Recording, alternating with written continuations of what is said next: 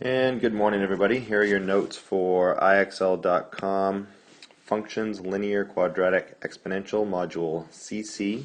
And this is one of the new ones, so it doesn't have a number. It's the second new one, so we'll call it cc.new2. And here's some examples of the problem sets. So for this one it says, is this function linear or exponential? So if you're looking for a linear function, you want to look at how the y values are changing. So if all the x values are changing by the same amount each time, so notice if you look at your x values, your x here, it's going up by 1, and then it's up 1, up 1, up 1. So your change in x is consistent.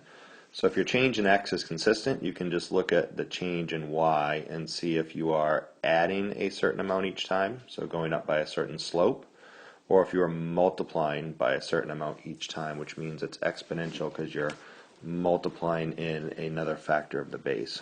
So if we look at the y values on this one, notice to get from 14 to 12, that's going to be plus 2. Actually, that's going to be minus 2, so plus negative 2. So plus negative 2 or minus 2. And then if we go from 12 to 10, it's going to be another minus 2. And if we go from 10 to 8, it's going to be minus 2. And if you go from 8 to 6, it's going to be minus 2.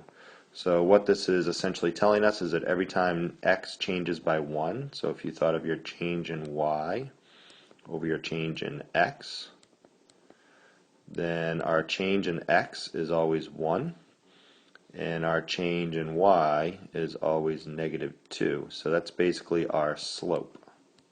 So your slope is the change in y over the change in x, or your rise over your run. So we're looking to see if the chart is showing that you have a slope, a consistent slope, change in y over change in x, or if it keeps multiplying by a certain factor like times 2, times 3, times 4, that would be an exponential situation. So for this one, it looks like it's going to be linear because it is following a slope, y equals mx plus b, and the slope in this case is essentially negative 2. So we're going to answer linear on this one. So you're essentially looking to see if it's going up by a certain amount each time by adding, or going up or down each time by multiplication. So if it's adding or subtracting, adding a negative, then that's going to be linear.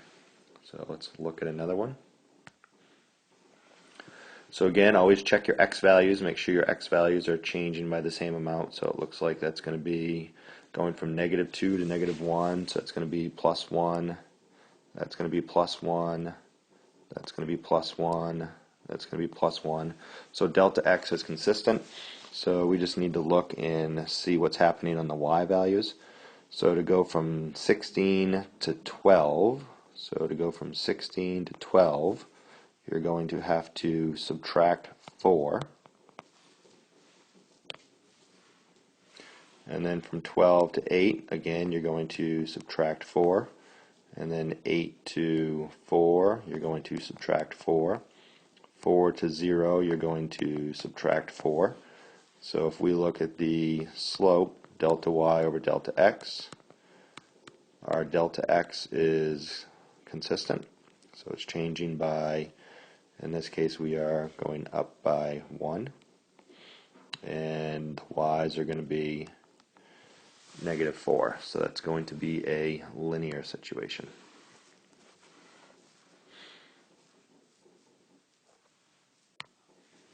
And the next one, so again, always check your x's.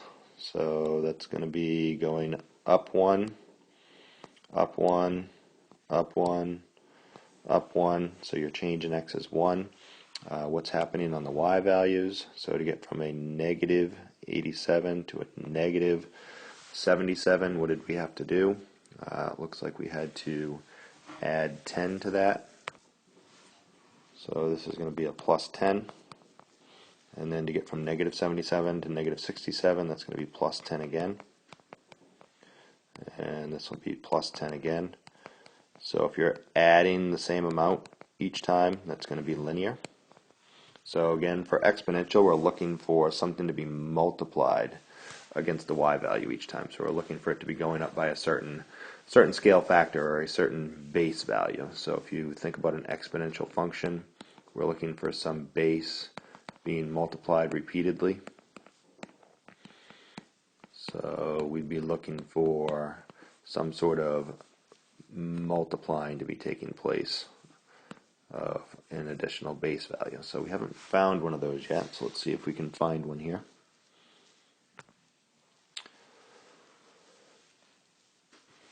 And so here we have another one. So again, check your x. So that's going to be going up by 1, up by 1, up by 1, up by 1. So then check your y's. It looks like that's going to be plus 9. And then again, plus 9. And again, plus 9. So it looks like your slope is 9. You're adding 9 each time. So that's going to be linear. And this one looks a little different. This one, notice the numbers are getting really big really fast. That's going to be something that kind of indicates that you have exponential growth or exponential decay. So let's go through this. So that's going to be going up 1 each time. But notice what's happening on the y's. This one, to get from negative 5 to negative 15, you could say that you subtracted 10, negative 5 minus 10 to get to negative 15. But then if you check the next one, notice if you subtract 10 again, you're not going to get to negative 45. So something else is happening here. So this might be an exponential situation. So if we kind of think about how we could multiply to get to these numbers, notice on this one, if you took negative 5 and you multiply it by 3, then that's going to get you to negative 15. And then if you take negative 15 and multiply that by 3,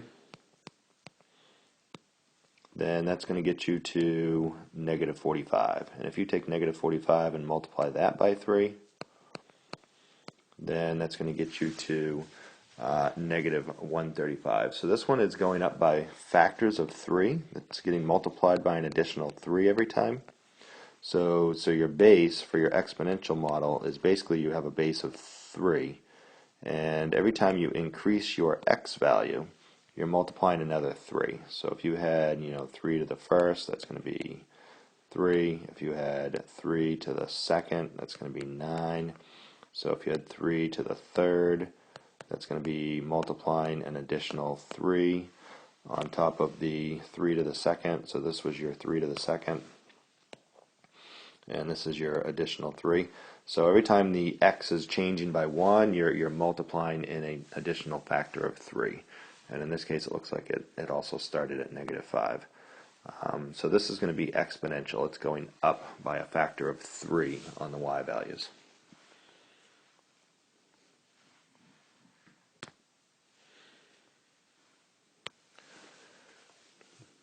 And here's another one. So again, check your x values.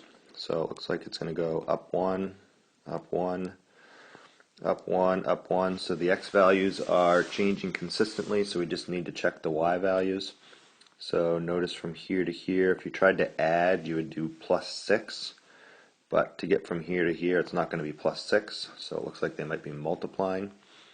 So how much did they have to multiply by to get from 3 to 9? So that's going to be times 3. And then 9 to 27, that's times 3. 27 to 81, that's times 3. And then 81 to 243, that's times 3.